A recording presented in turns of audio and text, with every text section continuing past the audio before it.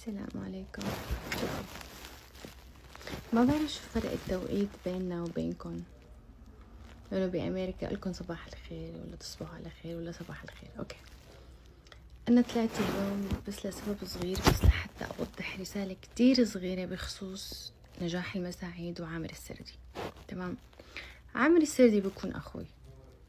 الرسالة اللي بدي أوصلها، عامر السردي أبوه معروف من هو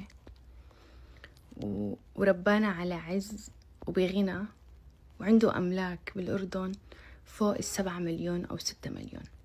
وروحوا اسألوا وشوفوا مين عامر السردي، مين ركاد السردي، اللي هو بيكون أبوي وأخوي، وربانا وعيشنا بعز وغنى، ما عمنا احتجنا إنسان. فمش إذا عامر السردي بده يتركك تروحي تطلعي ترند على السوشيال ميديا لأنه بده يطلقك، ما بده إياكي تروح تطلعي ترند على السوشيال ميديا بس لحتى تنشهري وتجيبي لايكات وتعليقات. نحن جماعة عنا احترام وعنا أخلاق، ولا بندور لايكات ولا بندور شهرة ولا بندور اكسبلور وترند، ورح نخلي القانون هو يمشي بمجرى بكل أدب وبكل احترام.